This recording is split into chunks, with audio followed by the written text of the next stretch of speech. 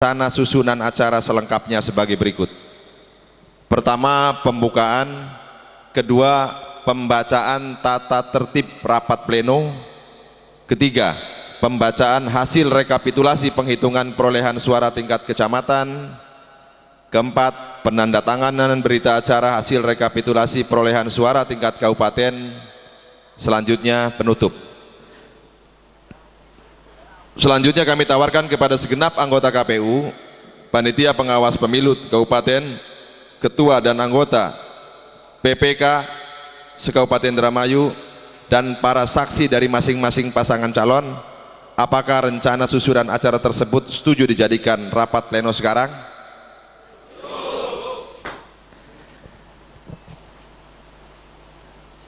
Baik, kini marilah kita masuki acara pertama rapat pleno pada hari ini, yaitu pembukaan dengan bersama-sama mengucapkan basmalah.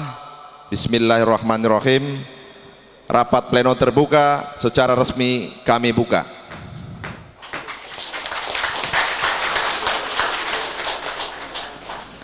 Peserta rapat pleno dan hadirin yang kami hormati, marilah kita masuki acara kedua, yaitu pembacaan tata tertib rapat pleno rekapitulasi penghitungan suara tingkat kabupaten.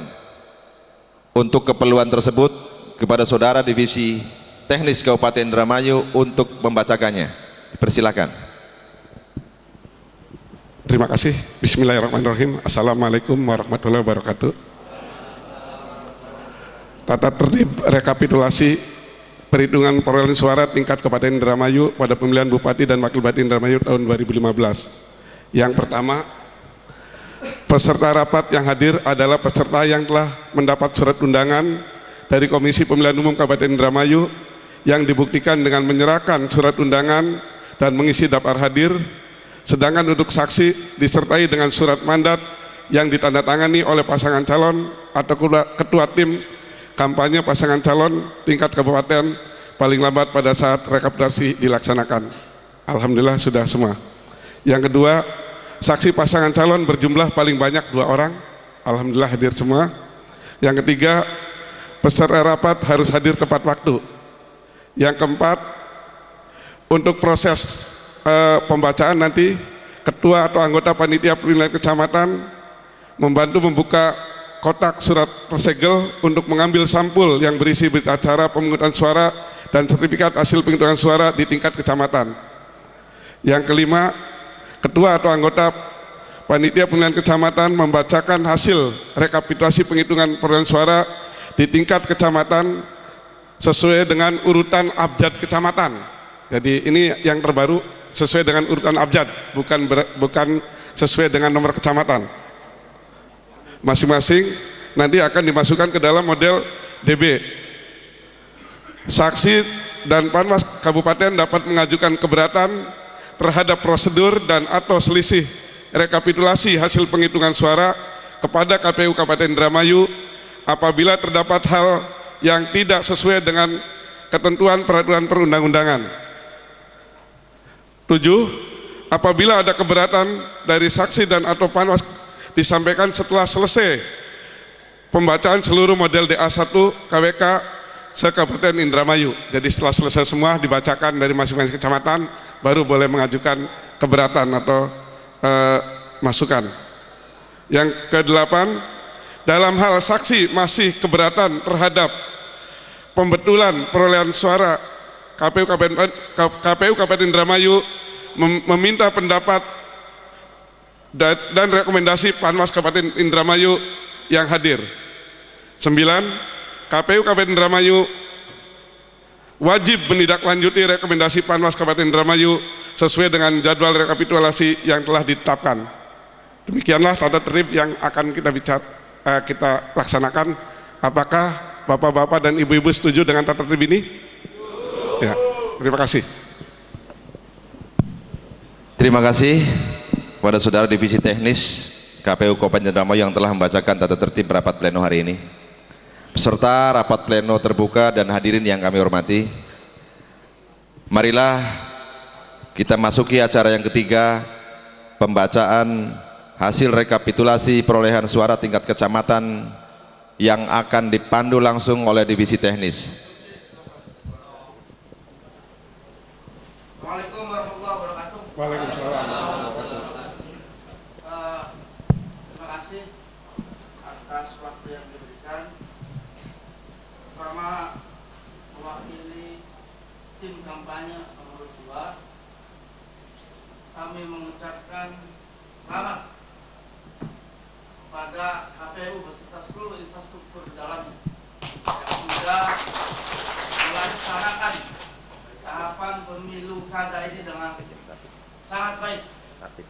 Para teman-teman Panwas, kami juga mengucapkan terima kasih sudah memberikan apresiasi yang tinggi terhadap berbagai macam laporan yang kami sampaikan. Pada aparat kepolisian, TNI, dan Gakumdu, kami menyampaikan juga terima kasih bahwa tahapan serta proses pelaksanaan pilkada dari awal pendaftaran sampai kemudian pada hari ini kita berkumpul dalam rapat pleno terbuka, suasana Indramayu masih aman, kondusif, dan ini menjadi harapan kita bersama. Secara keseluruhan, saya menilai bahwa pelaksanaan pemilu kada di Indramayu ini kami beri nilai 93.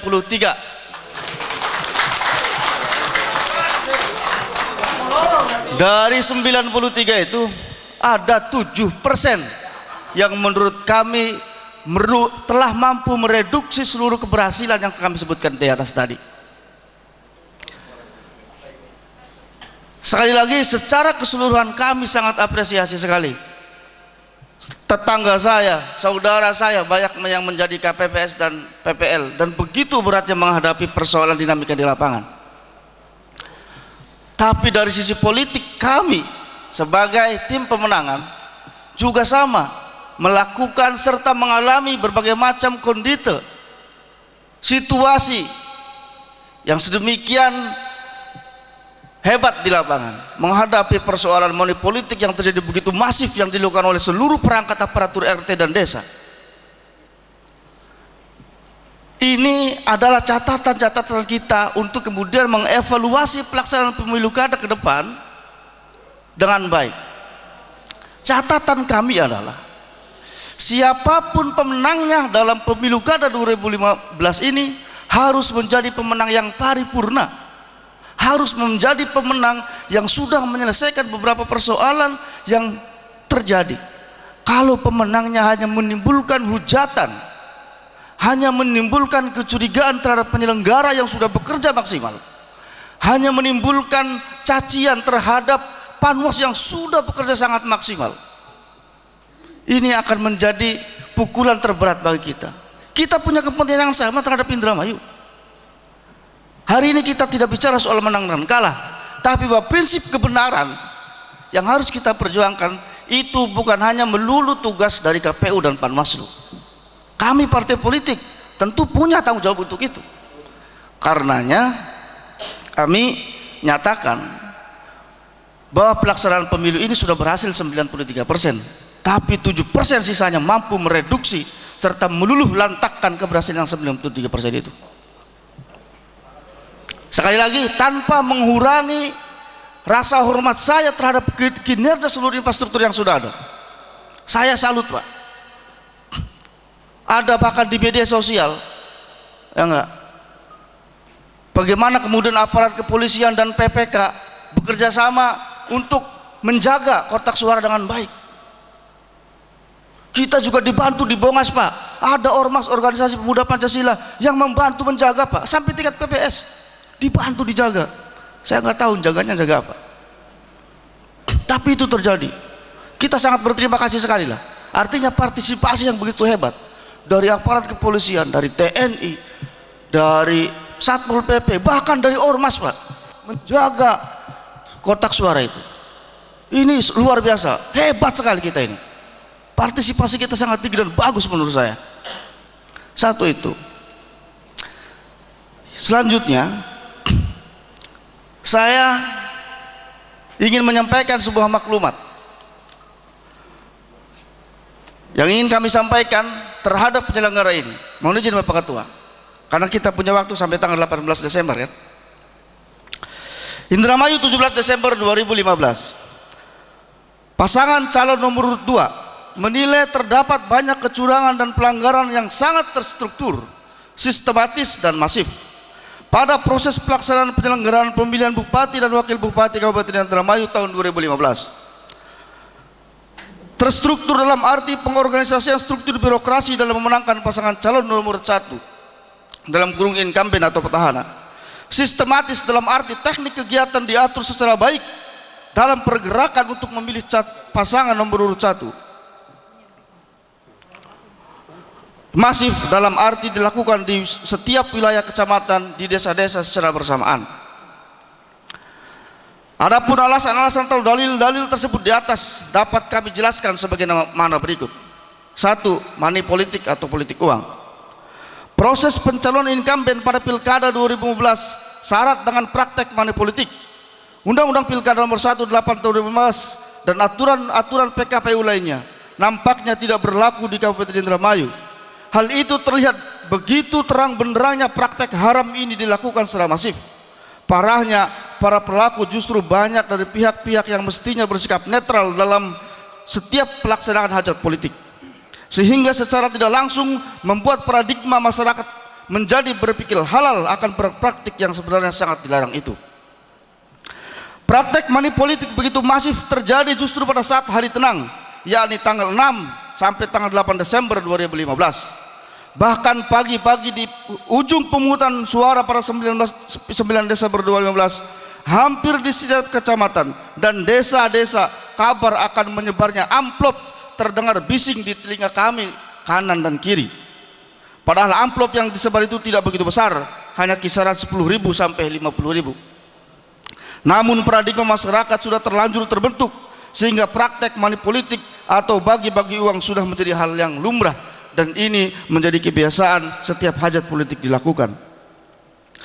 Pola lama yang diterapkan pasangan incumbent untuk mempertahankan kekuasaannya dilakukan dengan segala cara, termasuk cara haram dengan bagi-bagi uang untuk mendulang suara rakyat. Posisi incumbent yang jelas-jelas komunikasi dan koordinasinya masih terjadi dengan para camat dan kubu dimanfaatkan untuk memperbudak mereka agar bagaimana dengan segala cara incumbent berkuasa kembali. Misalnya di Desa Sumuradep, Kecamatan Sukra, kubu dan pawangnya menggelar acara bagi-bagi uang secara massal di tempat umum dan mengerahkan agar pemilih paslon nomor 1. Warga pun berundun dengan mengantri layaknya antrian pengambil BLT di kantor pos. Praktek-praktek money politik ini dilakukan secara serentak di seluruh wilayah Indramayu. Bukan hanya itu, saat pencalonan incumbent pun terbukti melakukan mahar politik atau memberi imbalan kepada oknum partai pengusung incumbent agar dapat mencalonkan kembali. Hal ini berdasarkan dari proses hukum yang hingga kini masih berlangsung di Pengadilan Negeri Indramayu, yang sekarang masih berlangsung di Pengadilan Indramayu. Sungguh kondisi yang sangat prihatinkan. Praktek haram money politik menjadi sesuatu yang halal dilakukan dengan masif di Kabupaten Indramayu. Kondisi demikian juga membuat Panwaslu di Kabupaten Indramayu menjadi tertegun dan kebingungan menerima laporan dan desakan untuk bertindak. Namun kami percaya bahwa Panwaslu selalu punya cara dalam menyelesaikan setiap laporan yang masuk.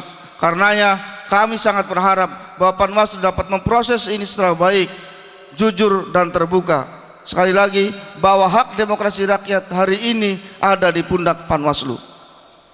2. Politisasi birokrasi. Berpengalaman 19 tahun keluarga incumbent memimpin Indramayu, tentu sangat mudah untuk mencoba menekan dan mengiming-iming para birokrasi agar membuat untuk berkuasa kembali.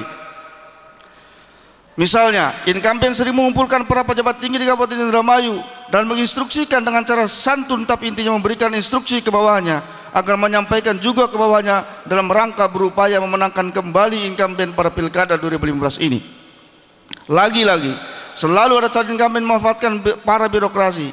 Misalnya untuk para birokrasi di dinas-dinas dan kecamatan, kewenangan incumbent soal mutasi jabatan dimanfaatkan untuk mendulang banyak emas dari para pejabat yang ambisi duduk di kursi jabatan yang diinginkannya.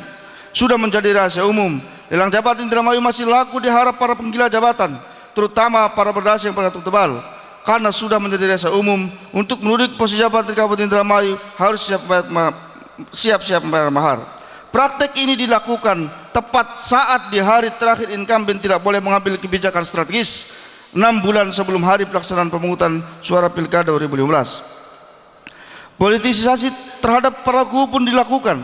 Incumbent sangat jeli memahami keinginan para kubu, apalagi kondisi taraf pendidikan para kubu di Indramayu merendah hanya hitungan jari yang sederhana, sehingga ini menjadi makanan empuk bagi incumbent dan dinasti untuk bagaimana mereka para kubu agar menjadi penantang dan penantang kekuasaannya. Salah satu upaya misalnya soal pencairan anggaran dana desa yang jelas-jelas dari pusat sudah diturunkan, namun terus ditahan dengan alasan yang tentu harus masuk akal dan prosedural agar tak terlihat politis oleh para kubu.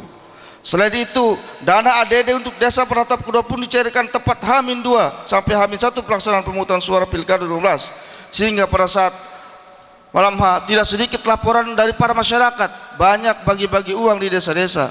Belum lagi informasi bahwa kubu diiming-iming mobil oleh incumbent dan beberapa iming lain. Praktek politisasi birokrasi yang dilakukan oleh dinasti pasangan calon nomor 1 menjemberkan birokrasi yang tidak bersih dan tidak profesional aparatur sipil negara dalam menjalankan roda pemerintahan. Hal tersebut sangat mencederai pandangan atau citra masyarakat terhadap aparatur sipil negara dalam menjalankan roda-roda dan kinerja pemerintahan yang seharusnya bersih dan netral serta profesional. 3. Ancaman atau intimidasi. Masifnya pengkondisian incumbent terhadap birokrasi hingga ke tingkat desa bahkan memanfaatkan beberapa ormas tertentu mengakibatkan adanya